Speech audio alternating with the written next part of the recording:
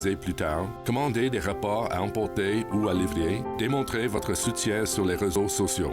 S'il vous plaît, faites-le aujourd'hui. En savoir plus, visitez ottawa.ca/acheter local.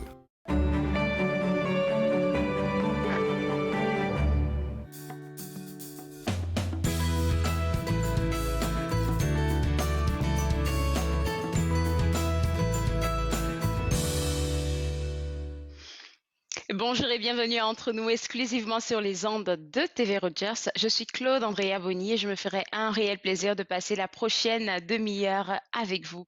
Aujourd'hui à l'émission, on va avoir notre spécialiste de l'étiquette, Julie Blécomo. Avec elle, on va apprendre comment gérer les situations malaisantes au boulot. On va aussi parler avec Michel Prévost, en fait, de Joe Montferrand. Peut-être que vous ne le connaissez pas, mais c'est une figure emblématique du Canada français. Il va me donner plus de détails à ce sujet. Et tout de suite, pour commencer, j'ai avec moi Grace Boussanga de l'entreprise Avec Grace, qui est notre experte en marketing digital, marketing numérique. Et ce matin, tu nous parles de réseauter en ligne. Grace, j'ai l'impression que à cause de la pandémie, on se dit que c'est quelque chose de facile, mais ça prend des outils concrets pour faire un bon réseautage. En effet, ça prend énormément d'outils concrets et puis surtout de conseils et puis de pratiques. C'est sûr que réseauter en ligne, oui, beaucoup de personnes disent que c'est facile, comme tu as dit, mais ça prend énormément de temps. Pourquoi? Parce que là, de toute façon, je vais vous présenter justement 3 manières pour pouvoir réseauter en ligne. Mais bien sûr, la première, si vous voulez réseauter correctement, il faut tout simplement participer aux différentes activités en ligne en fait qui se déroulent. Il faut savoir qu'avec la pandémie, j'ai même envie de dire avant la pandémie, tout le temps, voilà, on avait l'habitude de participer à des événements pour pouvoir réseauter. Sauf qu'au final, maintenant, toutes les activités se font de manière virtuelle. Donc, profitez-en, en fait, pour réseauter pendant ces activités-là. Écoutez, posez des questions. Maintenant aussi, on voit différentes plateformes qui voient le jour, qui permettent justement de faire des sessions de réseautage. Donc, vous allez voir sur plusieurs plateforme, vous pouvez mettre justement votre nom, votre prénom, votre site internet ou encore votre profil LinkedIn. Et puis vous allez voir, vous avez aussi la possibilité de pouvoir discuter autour d'une table virtuelle, bien sûr, et justement de partager vos connaissances, votre expertise, tout simplement d'échanger avec les autres participants à la table. Donc c'est très très très important de participer à ces événements. Et puis vous pouvez aussi en même temps poser des questions pendant les événements. Et puis la plupart du temps, beaucoup de conférenciers ou de panélistes invitent les personnes aussi à partager leur profil ou leur site internet pour pouvoir faire du réseautage entre les participants. Alors, quand on parle de participer aux activités en ligne, là, moi, je perçois 2 volets. Le volet selon lequel, par exemple, quelqu'un qui est en entreprise, comme qui a commencé peut-être pendant la pandémie, comment il doit réseauter, ça, c'est une chose. Et puis, de l'autre côté, il y a aussi les entreprises. Comment bien réseauter, comme pour créer, je ne sais pas, de belles connexions, même durant la pandémie. Mais c'est ça exactement, tu as soulevé un très bon point. Mais tout simplement, ça va être aussi pour pouvoir faire cela, ça va être tout simplement de optimiser puis de maximiser votre présence en ligne et surtout de rester sur les médias sociaux. On le répète et je pense qu'on vous a dit ça à plusieurs reprises, c'est de vraiment faire en fait les réseaux sociaux vos meilleurs amis parce que ça va être là que vous allez justement avoir la possibilité de réseauter. Et puis surtout, nous, on invite les personnes en fait à utiliser le social media LinkedIn pour pouvoir réseauter. Sur LinkedIn, vous allez avoir la possibilité de justement en fait de rencontrer des personnes qui évoluent dans votre secteur, mais également aussi de rencontrer des personnes qui peuvent devenir dans le futur vos fournisseurs ou encore vos partenaires d'affaires. Mais encore libre à vous en fait de sélectionner le social media qui vous correspond et là vous êtes sûr justement de pouvoir développer votre réseau d'affaires ou encore votre réseau de contacts. Exactement, je suis très d'accord avec toi parce qu'il faudrait souligner quelque chose qu'on oublie, surtout quand on est nouvel entrepreneur. On veut vraiment aller vite, vite, vite, comme avoir des prospects Exact. rapidement, des clients, alors que la connexion avec le client, ça se fait graduellement. Et si on n'est pas présent sur les réseaux sociaux, ben, on n'aura personne dans le fond. Exactement. Et puis, ça me fait penser, comme j'ai dit, oui, il faut utiliser les réseaux sociaux comme vos meilleurs amis, mais il faut justement en fait alimenter ces réseaux sociaux-là en question. Et puis, vous allez voir, comme dernier conseil et dernière astuce, ça va être justement de faire en sorte d'améliorer votre image de marque, donc votre branding en fait en ligne. Vous allez voir en fait que plus vous allez réussir en fait à améliorer cette image de marque-là, plus les personnes en fait elles auront confiance en vous, confiance aussi en votre expertise. Et ce qui est très important quand on fait du réseautage et qu'on bâtit les relations, c'est justement en fait ce terme-là de confiance qui est important et qui est vraiment en fait au centre de tout. Donc c'est pour ça que, comme tu as dit, ça prend énormément de temps, ça ne se fait vraiment pas du jour au lendemain. Donc s'il vous plaît, si vous êtes un expert ou un spécialiste dans votre domaine, n'hésitez surtout pas en fait à faire, j'ai envie de dire, votre propre pub sur les médias sociaux. Et puis encore, oui, il faut améliorer son branding, mais il faut être sûr que tout le contenu et toute l'information, les renseignements qu'on va mettre sur ces médias sociaux-là est de la valeur en fait. N'oublie pas que justement sur les médias sociaux, aidez d'abord avant de vendre, parce que les personnes, ils auront justement confiance en vous et ils seront aussi beaucoup plus enclins à intégrer votre réseau. Merci beaucoup, Grâce. Et puis là, je me rends compte que le dernier point, c'est améliorer votre image de marque. C'est des affaires qu'on a déjà parlé dans le passé. Les gens pourront revoir les chroniques là. Mais le truc, c'est que tu es ouverte à faire des consultations privées avec les personnes qui en ont besoin. Oui, c'est ça. Oui, si par exemple, et voilà, vous désirez vous lancer, ou si vous êtes déjà dans le domaine depuis un certain temps, mais vous ignorez justement comment en fait bâtir cette image de marque-là, comment la retransmettre en ligne, ben, n'hésitez surtout pas à faire appel à moi. Il me fera un véritable plaisir de vous aider. Mais bien sûr, on a notre site internet. J'ai mon site internet avegras.com si vous désirez justement réserver une consultation ou si vous désirez en apprendre un peu plus sur les services que j'offre.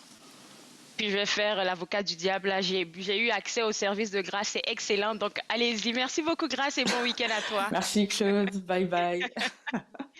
Alors, pour vous autres à la maison, www.avegras.com, c'est le site web de notre experte en marketing numérique. Elle se fera le plaisir de vous aider. Là, maintenant, on va s'intéresser à Joe Monferrand, qui est une grande figure légendaire du Canada français. Avec moi, Michel Prévost, président de la Société d'histoire de l'Outaouais. Michel, ça me fait plaisir de te parler ce matin parce que tu veux nous faire découvrir ce personnage-là, en fait, qui est un peu oublié, je pense.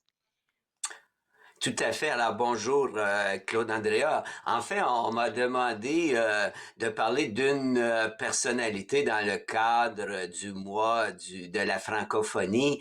Alors pour moi, la première personne qui m'est venue à la tête, ben, c'est Joe Monferrand. C'est un personnage qui me fascine depuis mon enfance. Mon grand-père maternel, William Drouin, avait été bûcheron et moi, j'ai habité chez mon grand-père et il me parlait souvent de Joe Monferrand parce que Joe Monferrand, on le considérait comme le roi des bûcherons. Évidemment, mon grand-père ne connaissait pas grand-chose de Joe Monferrand, sauf que pour lui, c'était une grande figure légendaire à un tel point que à une certaine période, beaucoup de gens pensaient que, surtout quand j'étais plus jeune, que Joe Monferrand n'était que légende et qu'il n'avait même pas existé. Alors, d'une part, depuis 40 ans, j'aime bien le faire connaître. Puis, d'autre part, quand on pense à francophone, à l'époque de Joe Monferrand, on parlait de Canadiens, plus tard de Canadiens français. Ben moi, ce qui m'intéresse, c'est de voir tout le contexte historique dans la région. Il faut savoir qu'à la période de Joe Monferrand, là, dans la première moitié du 19e siècle, il y avait beaucoup de tensions entre Canadiens, là, mais francophones, et particulièrement les Irlandais. Les deux, entre autres, étaient en compétition pour travailler dans les chantiers comme bûcheron, comme draveur, comme cageux. Alors, il y avait beaucoup de conflits et c'était pas seulement que par les paroles, beaucoup de conflits physiques. Et Joe Monferrand était toujours là pour défendre les Canadiens français. Là, lui était très, très fier de ses origines françaises et il n'hésitait pas de se battre. Lui, il le faisait avec ses pieds, ses joints. Je dis pas qu'aujourd'hui, il faut faire ça. Faut pas utiliser notre physique, là. Et de toute façon, je serais bien mal placé pour faire ça. Mais ce que je retiens de Joe Monferrand, c'est le défenseur des Canadiens. Aujourd'hui, je dirais un grand défenseur de la francophonie et particulièrement, lui, c'est dans l'Est ontarien et dans l'Outaouais. Alors, je trouve que c'est un modèle parce que quand on suit l'actualité, on voit que même en 2021, là, on va avoir besoin de beaucoup de défenseurs pour la francophonie ontarienne et même au Québec, là, c'est pas juste, on voit quand même au Québec, le français décline. Alors, on va avoir besoin de personnes là, qui vont suivre l'exemple de Joe Monferrand puis qui vont défendre la francophonie.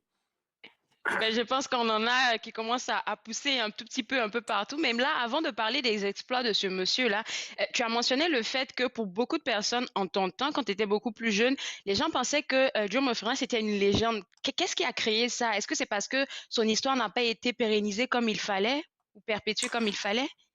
Ben, en fait, c'est qu'on va en faire un héros, on va en faire presque une personne plus grande que nature. Et ça, c'est parce que au 19e siècle, les Canadiens français ont connu beaucoup de revers et ils ont eu besoin d'un modèle, d'un héros pour les valoriser. Et Ah, je c'est comme comprends. ça que peu à peu, par les historiens, mais par aussi, à l'époque, il était journaliste, mais Cyr était pas Cyr à l'époque, mais Wilfrid Laurier, là, qui va devenir le premier francophone, premier ministre du Canada, va écrire sur lui et il dit que, à part le grand Louis-Joseph Papineau, il est le francophone le plus connu en Amérique du Nord parce que il va devenir un héros non seulement au Québec, mais dans tout le Canada et même dans le nord-est des États-Unis, là où il y avait tous ces petits Canada, là, on estime que plus d'1 million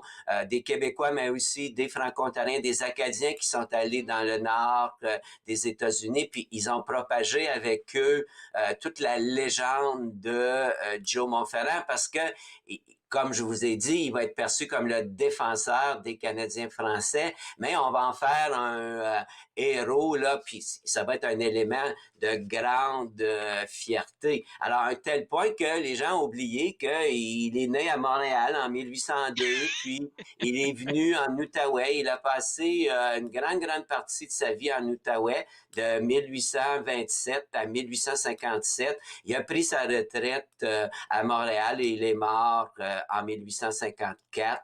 Il s'est marié 2 fois. Il a même eu un fils posthume qui lui a donné il les a jamais connus, mais 9 petits-enfants. Alors, ce qui vous prouve qu'il a vraiment bien existé en chair et en os. Sinon, il n'aurait jamais eu une descendance, là. Il fallait juste toi pour nous et pour essayer de lever le voile sur ce monsieur-là. Et là, puisque tu dis qu'il a été connu vraiment comme dans toute l'Amérique du Nord, dans tout le Canada, c'est quoi les exploits concrets qu'il a fait? Oui, je sais qu'il s'est battu auprès des bûcherons et tout, mais qu'est-ce qu'il a fait d'autre? Oui, ben en fait, on dit que dès l'âge de 16 ans, il a chassé des fiers à bras qui terrorisaient son quartier. Lui, c'était dans le faubourg Saint-Laurent à Montréal. Et comme il était très grand et très fort, il faut savoir que il mesurait 6 pieds 4, 1 mètre 93, alors que à l'époque, les gens étaient pas grands du tout. Alors déjà, il impressionnait beaucoup par sa grandeur, mais aussi sa force. Il y a des exploits qui sont imaginaires ou difficiles à croire. Il y en a d'autres qui sont très réels. Par exemple, il y a un champion britannique qui arrive à Québec, un homme fort, et il dit, moi, je lance un défi aux Canadiens de venir, que quelqu'un vienne me battre. Et il y a eu comme ça un grand combat public à Québec où on peut penser que les anglophones ont parié sur le champion britannique et que les Canadiens, les francophones ont parié sur Joe Monferrand. Et Joe Monferrand l'a défait. Alors ça, c'est tellement public qu'on peut pas nier. Alors, on dit que, par exemple, à Hull, il y avait un cheval qui était mort. Alors, on fait appel à Joe Monferrand. Joe Montferrand prend la queue du cheval et jette le cheval dans un cours d'eau. On disait qu'il était capable de lever une charrue de sa main, là, incroyable, mais à l'époque, les charrues Eh étaient mon plus Dieu! petites. Mais ce qui a fait la légende de Joe Montferrand, et là qu'il l'a fait connaître partout en Amérique du Nord, c'est la plus grande bataille qu'il y aurait jamais eu ici en Outaouais et dans l'Est ontarien. C'est sur le pont Union, aujourd'hui le pont des Chaudières. Il y a un groupe de shiners. Ça, c'était des Irlandais qui avaient décidé de chasser les Canadiens français de la région. Et un soir, ils avaient décidé de tuer Joe Montferrand. Alors, en fait, ils se sont placés sur le pont Union pour le tuer. Et lui, Joe Montferrand, il n'avait pas le choix. Il devait avancer, sinon il aurait dû sauter dans la rivière. Et finalement, à lui seul, il aurait défait 150 shiners, des fiers à bras, là, on parle pas des enfants de Ouh! cœur. Ça, c'est Alors, fort, ça!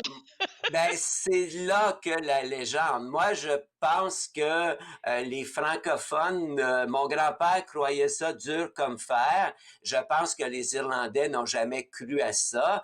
Et c'est là qu'on peut faire une interprétation. Combien est-ce que il y en a battu, on le saura jamais. Mais le grand historien Benjamin Sulte a rencontré, quand il était jeune, le jeune Benjamin Sulte a rencontré le vieux Joe Montferrand. Et c'est Joe Montferrand qui lui a raconté ça. Et là, ben, lui a pris ça d'histoire orale, il faut faire attention. Il a pris ça comme du véridique et il a écrit un livre, il a fait une biographie de Joe Montferrand. Et là, les gens ont dit, ben, comme c'est un grand historien qui a écrit ça, ça doit être vrai. Alors, c'est pour ça que pendant très longtemps, on a cru que Joe Montferrand avait défait à lui seul. Et là, c'est terrible. On a une description. On dit que le sang coulait dans la rivière des Outaouais. Alors, c'est tellement bien décrit qu'on a l'impression que c'est vrai. C'était Aujourd'hui, je réel. dis qu'il faut... Aujourd'hui, je dis qu'il Michel, faudrait être un là, peu naïf on pour va croire devoir ça. parler de tes souhaits pour lui parce qu'il va nous rester 2 minutes et 30. Ah, Je suis d'accord. tellement prise dans l'histoire que j'ai même pas entendu le décompte. Désolée. C'est beau. On continue. En fait, On moi, continue j'ai avec les deux... souhaits. Oui, alors j'ai deux souhaits. Le premier souhait, je suis très déçu de voir que dans la toponymie ontarienne, franco-ontarienne, il n'y a pas un seul endroit, il n'y a pas une rue, il n'y a pas un chemin.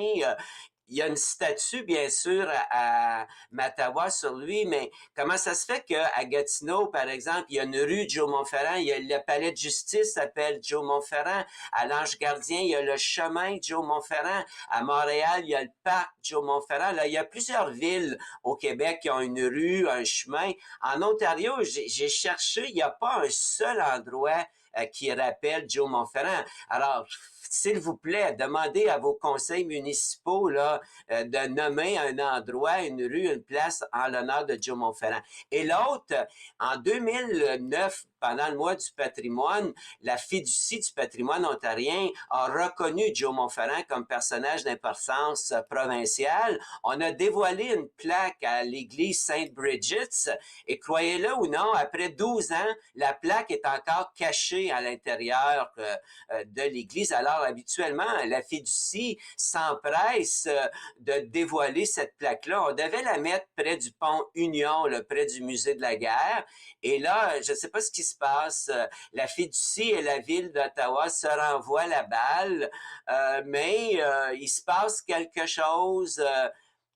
Je peux m'avancer. Je soupçonne peut-être que c'est la communauté irlandaise qui ne veut pas qu'on mette cette belle plaque, mais c'est certain que l'obstruction ne vient pas des Franco-Ontariens, des Franco-Ontariennes, là. Alors, j'aimerais bien que, j'ai un souhait, là, que cette année, enfin, qu'on puisse voir publiquement cette belle plaque-là. Et l'endroit idéal serait près du pont Union. Merci beaucoup, Michel, pour toutes ces informations. Ça fait tellement plaisir de te parler à chaque fois et j'ai hâte à une prochaine histoire comme ça. Bonne Ben, journée et il bon faut me week-end. réinviter. C'est D'accord, ça. merci. Au revoir. Au revoir. Alors, si vous nous écoutez et que vous faites partie d'un conseil municipal, Michel a évoqué ses souhaits, donc www pour pouvoir avoir accès à toutes ces informations, histoireoutaouais.ca, c'est là qu'il écrit toutes ces belles histoires. Maintenant, on va s'intéresser à 5 situations malaisantes, en fait, qu'on peut vivre au travail. Et pour en parler, notre spécialiste de l'étiquette, Julie Blecomo. Julie, merci de nous parler de ça parce que quand je lisais ton bel article, je me suis dit, oh, elle touche les où est-ce que ça fait mal, en fait? Oui, ben, des situations qui pourraient être malaisantes, Claude Andrea. Et avant, j'aimerais laisser savoir à nos téléspectateurs qu'on aura la Journée internationale de la femme lundi, le 8 mars. Et de ce que je comprends, TV Rogers va faire la rediffusion de 2 émissions spéciales de la Journée de la femme qu'on avait fait l'année dernière et l'année d'avant. Cette année, on a fait une tentative pour essayer de leur concocter encore une fois une émission spéciale, mais malheureusement, avec la pandémie, les défis qu'on a eus, on n'a pas pu le faire. Mais ces 2 émissions-là sont encore à la saveur du jour. Hein. On veut promouvoir l'égalité, on veut promouvoir, puis surtout entre femmes, on veut s'entraider. Alors, je les invite à les regarder, puis non seulement la Journée internationale de la femme, mais tout au long de l'année. Puis, je te souhaite à toi aussi, Claude-André, une belle célébration cette journée-là. Alors, on y va Merci. avec les situations malaisantes. Je t'écoute, puis on essaie ensemble d'éclairer nos téléspectateurs. La première, je sais que tout le monde va rire. On est rendus tous à la maison en train de travailler en virtuel et la première situation malaisante dont tu nous parles, c'est mon supérieur veut être mon ami Facebook ou même peu importe le réseau social, là. Qu'est-ce qu'on fait? Qu'est-ce qu'on fait? Vous avez le choix, vous avez le droit de vous garder une petite gêne, puis je sais que plusieurs entreprises, même au sein du gouvernement fédéral, ont dit, ah, dans l'équipe, là, on est comme une famille. Puis tu l'as peut-être déjà entendu ailleurs, Claude Andréan, mais on a quand même le droit de se garder une gêne. Alors, ce que j'invite nos téléspectateurs à faire, c'est d'écrire, de rédiger une politique personnelle qui j'accepte sur ma page Facebook, quelles sont des conditions, de peut-être envisager des catégories. Est-ce que justement, je souhaite que mon supérieur voit tout ce que je publie, toutes mes photos, mes commentaires? Est-ce que c'est correct avec moi que mon supérieur voit les commentaires de mon père, de ma mère, de ma cousine, etc.? Une fois qu'on a rédigé sa propre politique, il est beaucoup plus facile par la suite de dire non, de refuser une invitation, de l'ignorer, parce que ça aussi, Claude Andrea, c'est une possibilité d'ignorer ou de peut-être même accepter et de créer des catégories qui permettent à des personnes comme son supérieur de voir certaines publications ou pas. Alors, si on était pour faire un court sommaire de ce que je viens de dire, réfléchissez, décidez, rédigez une politique et dans le doute, on peut toujours dire à son supérieur, on peut toujours lui dire, Facebook, c'est vraiment pour ma famille, les liens qui sont très près, mais je vous invite à me rejoindre sur LinkedIn, mon réseau professionnel. Alors ça, c'est une bonne astuce. Je suis tout à fait d'accord avec toi. Merci beaucoup. Deuxième situation malaisante, mon patron offre un certificat de mérite à un collègue pour le projet que j'ai mené. Et ça arrive beaucoup, beaucoup. Je vais dire surtout pour les femmes, parce qu'on n'arrive pas à Ah, s'imposer quand il y a quelque chose qui nous appartient. tellement raison, puis tellement à propos, hein, à quelques jours de la Journée internationale des femmes, puis Claude Andréa, je vais le noter. On devrait peut-être en parler un peu, hein, de comment s'affirmer S'affirmer. comme femme dans la réalisation de ses projets.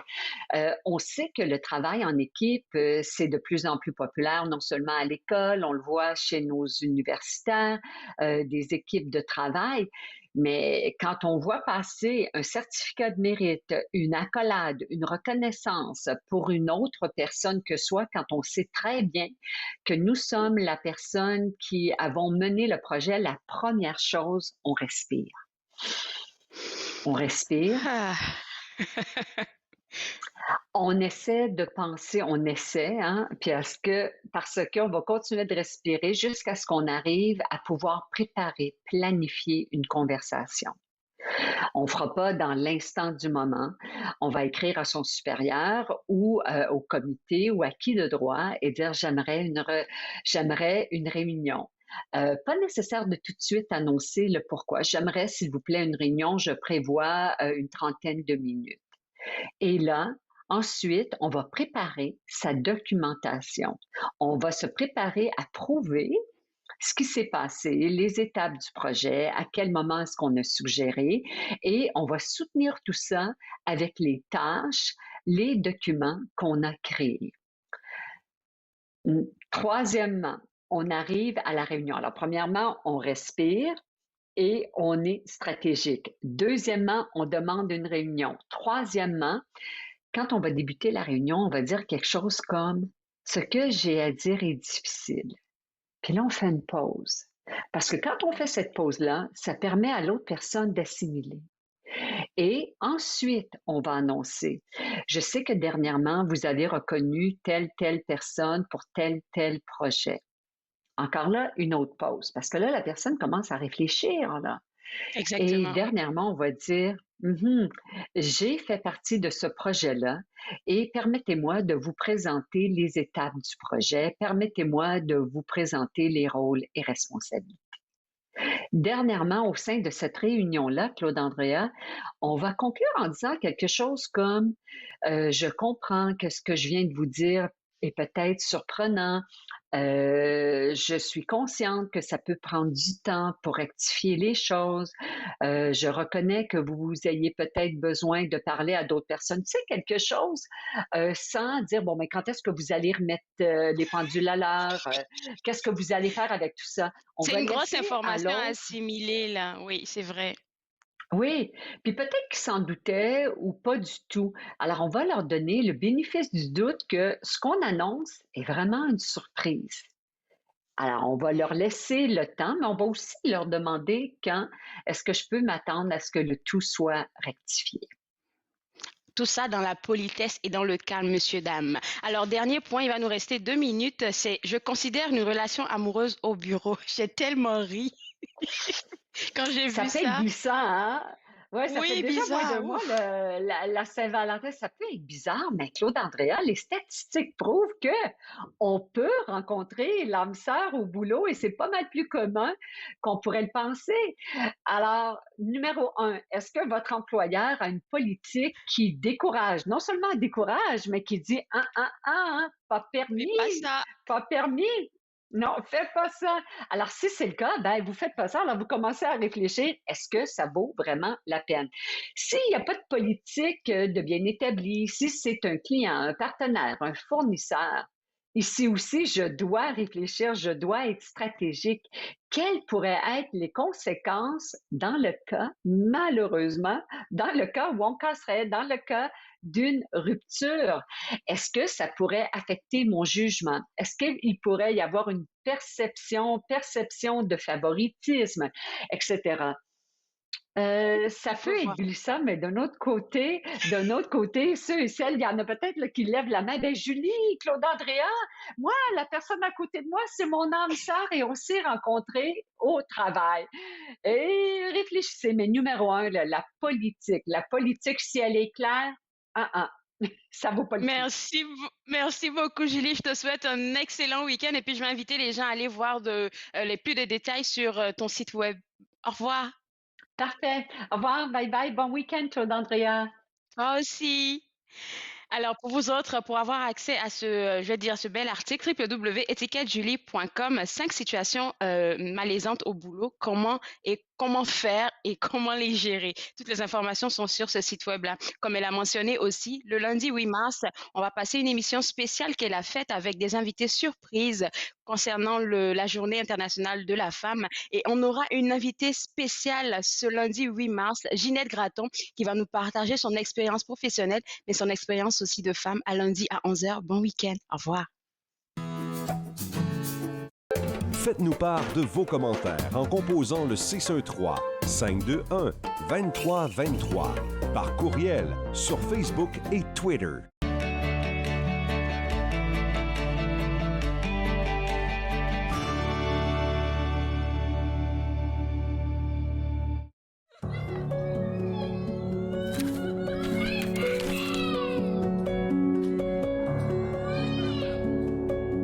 Vous êtes dépassé par les événements? Tao Telled est là pour vous écouter.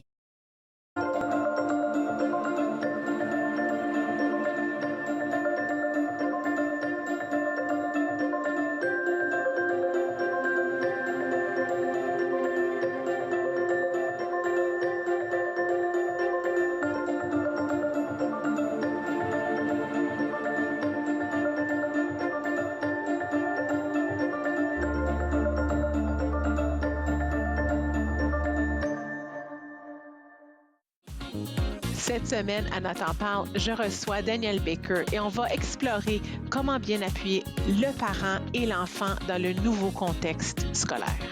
Nathan Parle, mercredi 20h sur TV Rogers.